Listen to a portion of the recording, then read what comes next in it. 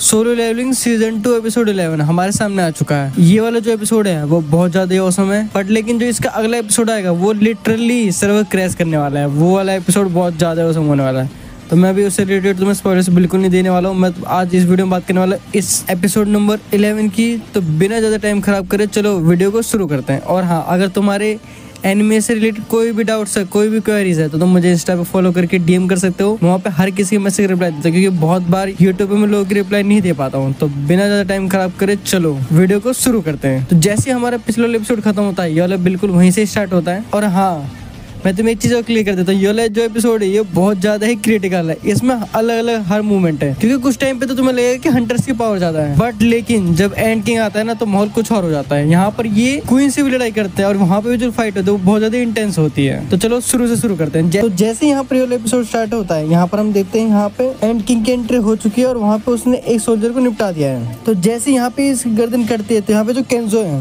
वो यहाँ पे फुजिशिमास कह देता है कि यहाँ पर जरूर कुछ अपने आप को ध्यान से देखना, क्योंकि यहाँ पर हमारा एक गलत कदम भी नहीं यहाँ पे दोनों का काम खत्म कर सकता है। और जैसे यहाँ पर इस बारे में चर्चा कर ही रहा होता है, तब यहाँ पे एंड किंग आता है और इसकी भी गर्दन अलग कर देता है। तो यहाँ पे जैसे ही केंजो कुछ करने वाला रहता है, उससे पहले ही उसकी गर्दन खत्म हो चुकी होती है और यहाँ पर वो कुछ भी नहीं कर पाता। लिटरली यहाँ पर उसका भी काम बिल्कुल खत्म हो जाता है। यहाँ पे 2 हंटर्स जा चुके थे, तभी फुजिशिमा सोचता है कि मैं इसको टक्कर दे सकता हूँ। तो जैसे यहाँ पर ये एंड किंग जा रहा होता है, तो इसके पीछे हमला कर रहा होता है और ये बिल्कुल इसके साथ साथ चल रहा होता है। और यहाँ पर जैसे ही अपनी शॉट निकालता है इसको खत्म करने के लिए, तभी एंड किंग यहाँ पे भी इसका काम खत्म कर देता है। लिटरली यहाँ पे तीनों हंटर्स खत्म हो जाते हैं और यहाँ पे तीनों कुछ नहीं कर पाते। एंड किंग के सामने चुटकियों में खत्म हो जाता है और तीनों हंटर्स का काम खत्म हो जाता है। उसके बाद सीधा जो कैमरा है वो दोबारा स्विच होता है सारे एस रैंक हंटर्स की तरफ, जो यहाँ पर डंजन के अंदर आ गए हैं। तो यहाँ पर ये अंदर पहुंचने के बाद क्वीन के जो सोल्जर्स है उनसे लड़ाई करना चालू कर देते हैं। तो यहाँ पर जैसे डॉन्स उनसे लड़ाई कर रहा होता है, तो यहाँ पर ये एक बात बताता है, इनमें से हर एक सोल्जर एक एस रैंक हंटर की बराबरी कर सकता है। यहाँ पर इतने ज्यादा पावरफुल, इतने ज्यादा केपेबल है कि हर एक एस रैंक हंटर की बराबरी की जितना पावर और पोटेंशियल रखते हैं ये उनसे लड़ सकते हैं। बट लेकिन इनके जो मूव्स है बहुत ज्यादा ही स्लो है, ये उतने तेज नहीं है कि हम हंटर्स की बराबरी कर सकें। और जैसे कि हम सब हंटर है तो हमारे पास एडवांटेज है, हम इनको आसानी से हरा सकते हैं। फिर उसके बाद हम अगले सीन में देखते हैं जो चाइन है यहाँ पर ये इस एंड को खत्म कर देती है और यहाँ पर ये कहती है जो एंड्स हैं ये बहुत ज्यादा ही ड्यूरेबल है। फिर उसके बाद यहाँ पर इन सारे एंडों से लड़ने में इनको थोड़ी बहुत तो परेशानी होती है और यहाँ पर ये चीज भी कहता है कि हम इनसे लड़ाई करते हुए बहुत ज्यादा ही थक रहे हैं। फिर यहाँ पर ये कहते हैं कि हमें आगे और भी एंड्स देखने को मिल सकते हैं, बट लेकिन यहाँ पे तभी ये हीलर कहता है कि अरे तुम टेंशन क्यों ले रहे हो, मैं तुम्हारे पीछे चल रहा हूँ तुमको कवर देने के लिए, तुम बिल्कुल रिलैक्स हो और खुशी से लड़ाई करो,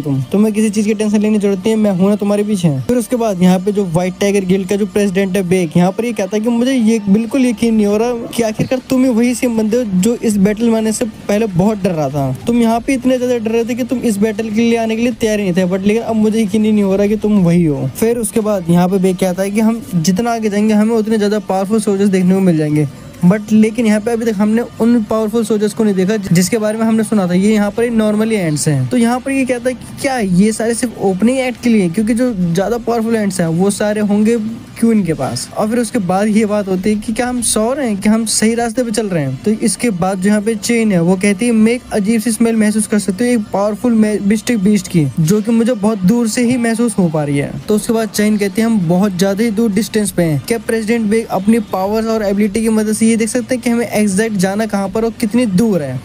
तो यहाँ पे प्रेसिडेंट बेग कहता है ठीक है चलो मैं चेक करके बताता हूँ। तो यहाँ पे जैसे वो अपने देखते हैं तो यहाँ पे वो ये चीज महसूस करते हैं जो क्वीन है वो एकदम ही लास्ट चेम्बर के अंदर है, यहाँ तक कि बहुत दूर है वो, वहां तक जाने में इनको बहुत ज्यादा टाइम लगने वाला है और बीच में खूब सारे सोल्जर्स मिलेंगे। तो यहाँ पे जो इनका कैप्टन है इनको ये चीज पहले से कंफर्म कर देता है कि हम जैसे अंदर जाएंगे यहाँ पे जो उसका हर एक पर्सनल गार्ड है वो एक एस रैंक जितनी पावर रखता है वो, तो उनसे हमें लड़ाई करने में बहुत ज्यादा ही मुश्किल होने वाली है। तो तुम यहाँ पे बिल्कुल टेंशन मत लेना, क्योंकि ये जो फाइट है ये बहुत ज्यादा ही टफ होने वाली है, क्योंकि वो बहुत ज्यादा ही पावरफुल है। और बेसिस से हमारी जो टीम है, हमारी टीम के अंदर भी सारे एस रैंक हंटर है और हम भी बहुत ज्यादा पावरफुल है और इसी वजह से हमें लगता है कि हम अपनी टीम के साथ उनसे अच्छे से जीत जाएंगे, क्योंकि यहाँ पर वो बेशक से कुछ भी हो पर है तो वो एक एंड से ना। उसके बाद सारे जो हंटर्स है वो तैयार हो जाते हैं आगे बढ़ने के लिए और ये वाला जो मूवमेंट है ये वाला बहुत ज्यादा औसम। पर लेकिन जो मानवा के अंदर सीन है वो बहुत ज्यादा ही एपिक है। उस टाइम पे जो इनका ऑरा है वो बहुत ज्यादा अलग लेवल पहुंच जाता है, बट लेकिन एनिमे के अंदर भी ठीक है, हम इसके बारे में ज्यादा क्या ही बोल सकता हूँ। फिर उसके बाद सारे हंटर्स पहुंच जाते हैं क्वीन के पास।